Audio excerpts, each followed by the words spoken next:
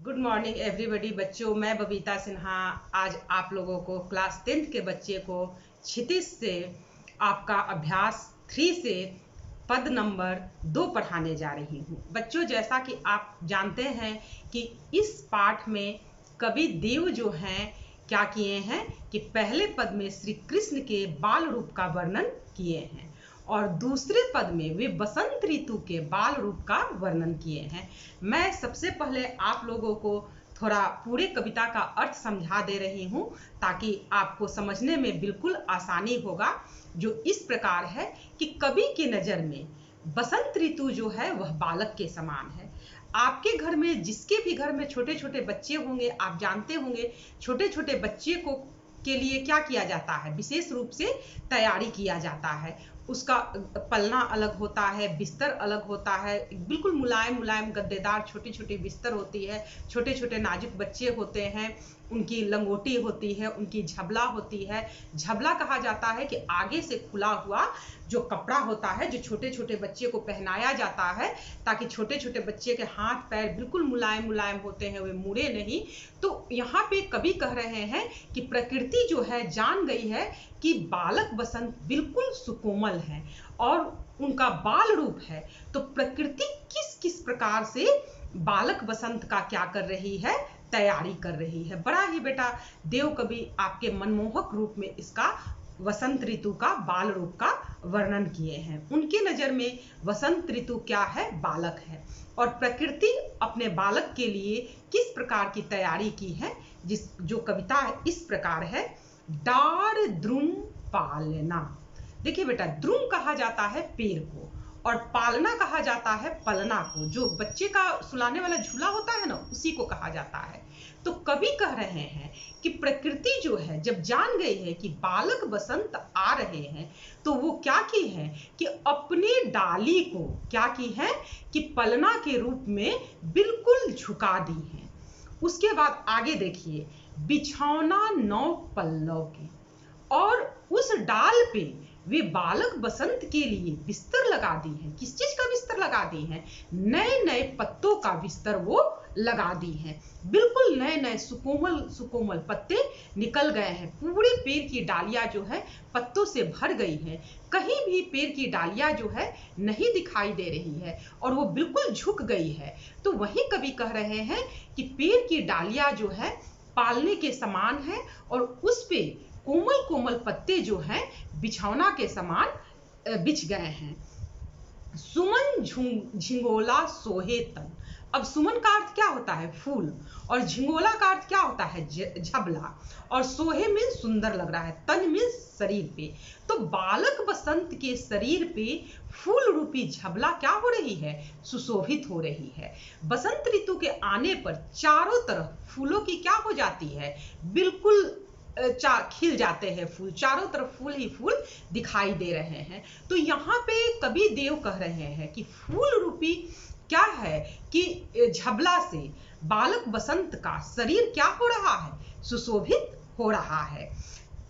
तन छवि भारी दे, यानी इसकी सुंदरता जो है वो सभी पे क्या पड़ रही है? भारी पड़ रही है। जैसा कि आप लोग जानते हैं, बोला जाता है कि अरे वो तो बहुत सुंदर है, सबसे अलग हटकर है।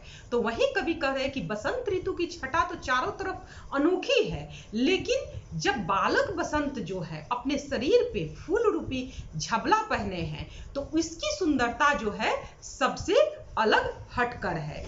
पवन झुलावे, और पवन जो है क्या कर रही है कि बालक बसंत के पालने को झुला रही है, यानी मंद मंद धीमी धीमी हवा चल रही है। तो ऐसा लग रहा है कि वो बालक बसंत को क्या कर रही है? झुला रही है। आप देखते हैं कि छोटे छोटे बच्चे का जो बिस्तर होता है और पालना में डालकर लोग क्या करता है? उसको धीरे धीरे झुलाते रहता है। तो वहीं यहाँ पे कवि कह रहे हैं कि प्रकृति माता जो है वह हवा से क्या कर रही हैं? बालक बसंत के झूला को हिला रही हैं। केकी कीर, केकी कहा जाता है मोर को और कीर कहा जाता है तोता को।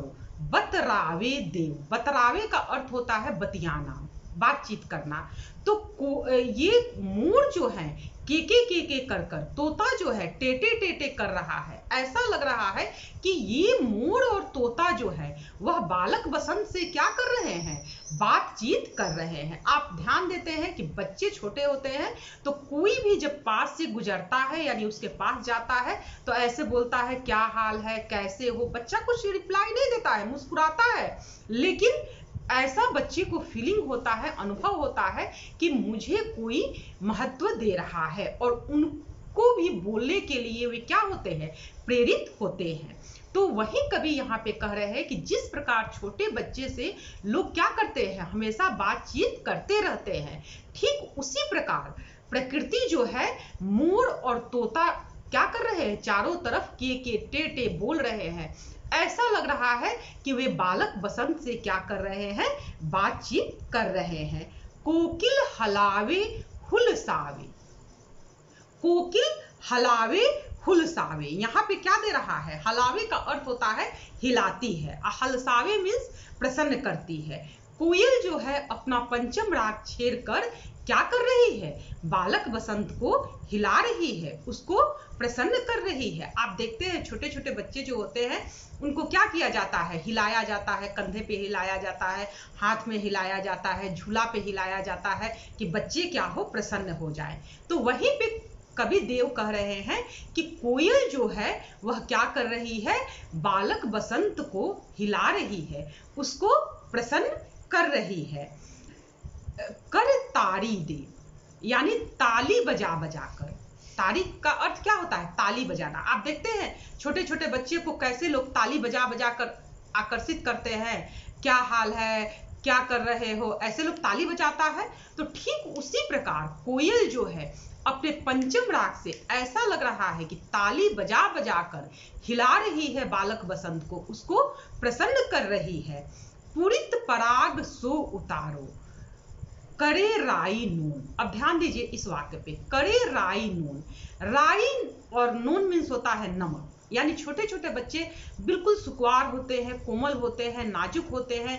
कोई भी यदि उसको ध्यान से देख लेता है तो उसको नजर लग जाता है। नजर लगने का अर्थ होता है बच्चे किसी का लगातार देखना जो है सहन नहीं कर पाते हैं, इतने वे कोमल होते हैं और वे रोने लगते हैं। तो माताएं क्या करती हैं, अपने बच्चे को राई और नमक लेकर आग में जलाती है, उसका नजर उतारती हैं। तो ठीक उसी प्रकार फूलों के पराग क्या हो गए हैं, चारों तरफ फैल गए हैं। पराग पुरित, पुरित का अर्थ होता है पूरा होना, यानी पूरे वातावरण में पराग के कण चारों तरफ क्या हो गए हैं, पूर्ण रूप से फैल गए हैं, जो देखने पर ऐसा लग रहा है कि राई और नमक से प्रकृति माता जो है वह अपने बच्चों का नजर क्या कर रही हैं, उतार रही। कंच कली नाई का लतान सीर सारी दे। कंज कली कहा गया है कमल की कली को। तो कमल के कली के ऊपर लता रूपी क्या हुआ है, सिर जो है उसका ढक गया है। यानी कहने का तात्पर्य ये है, इसका भाव यह है कि कमल के कली के ऊपर लता जो है चढ़ गई है और उसको पूरी तरह से क्या कर ली है, ढक ली है। तो इस वाक्य में कवि देव कह रहे हैं कि कमल रूपी नायिका जो है वो लता रूपी साड़ी को पहनकर अपने सिर को ढककर चारों तरफ पराग के कण से उड़ते हुए ऐसा लग रहा है कि बालक बसंत का क्या कर रही है, कि नजर उतार रही हैं। मदन महीप जू बालक वसंत ताही। मदन कहा जाता है आपको कामदेव को और महीप कहा जाता है आपको राजा को कामदेव राजा जो हैं बालक बसंत को क्या कर रहे हैं, प्रातः ही जगावत, सुबह क्या कर रहे हैं, जगा रहे हैं। गुलाब चटकारी दे, यानी चुटकी बजा बजा कर क्या कर रहे हैं, जगा रहे हैं। आप देखते हैं कि बच्चे को चुटकी बजा बजा कर खिलाया जाता है, उसको रिझाया जाता है। तो क्योंकि बच्चे जो होते हैं वो नाजुक होते हैं, उनको एकाएक नहीं जगाया जाता है, चुटकी बजाकर लोरी सुनाकर उन लोगों को जगाया जाता है ताकि वे डरे नहीं। तो वही कह रहे हैं कवि देव कि बालक बसंत को गुलाब जो है सुबह खिल रहा है और चटक चटक कर ऐसा लग रहा है कि कामदेव जो है क्या कर रहे हैं, बालक बसंत को चुटकी बजा बजा कर जगा रहे हैं। बच्चों, आपके पूरे कविता का अर्थ इस प्रकार है कि बालक बसंत के आगमन पर प्रकृति माता जो है पेड़ों के डाली को पालना के रूप में झुका दी है और उस पर नए नए पत्तों की क्या हुआ है, बिछावन लग गया है। उनके शरीर पे क्या हो रहा है, बालक बसंत के शरीर पर फूल रूपी झबला जो है बहुत ही खूबसूरत लग रही है, जो सभी से उनकी छवि क्या है, निराली है, अलग हटकर है। पवन जो है बालक बसंत को क्या कर रहा है, धीरे धीरे हिला रहा है। मोर और तोता के टेटे बोलकर बालक बसंत से ऐसा लग रहा है कि मानो बात कर रहे हैं। कोयल जो है बच्चे को यानी बालक रूपी बसंत को हिला रही है, डुला रही है, उसको प्रसन्न कर रही है, अपनी पंचम राग छेड़ कर ऐसा लग रहा है मानो ताली बजा बजा कर बच्चे को क्या कर रही है, प्रसन्न कर रही है। पराग जो है चारों तरफ वातावरण में तैर रहा है, ऐसा लग रहा है कि पराग के कण बच्चे का राई और नमक बनकर क्या कर रहे हैं, नजर उतार रहे हैं। कंज कली नायिका को कमल की कली जो है नायिका के समान लताओं का साड़ी पहनकर सिर लता रूपी ये साड़ी से सिर को ढककर बालक बसंत की नजर क्या कर रही है, उतार रही हैं। और राजा कामदेव जो हैं बालक को सुबह सुबह चुटकी बजा बजा कर ऐसा लग रहा है कि गुलाब जो है वह बालक बसंत को जगा रहा है। बच्चों देखिए, आपका ये दूसरा सवैया था। आज ये मैं इतना ही पढ़ा रही हूँ और दूसरे सवैया का अर्थ यहाँ पे समाप्त हो जा रहा है। बच्चों, आप जो भी आपको प्रश्न उत्तर या किसी भी मटेरियल की आवश्यकता होगी कमेंट बॉक्स में अपनी राय कीजिएगा। वीडियो अगर बेटा पसंद आएगा तो सब्सक्राइब करना ना भूलिएगा। तब तक के लिए धन्यवाद।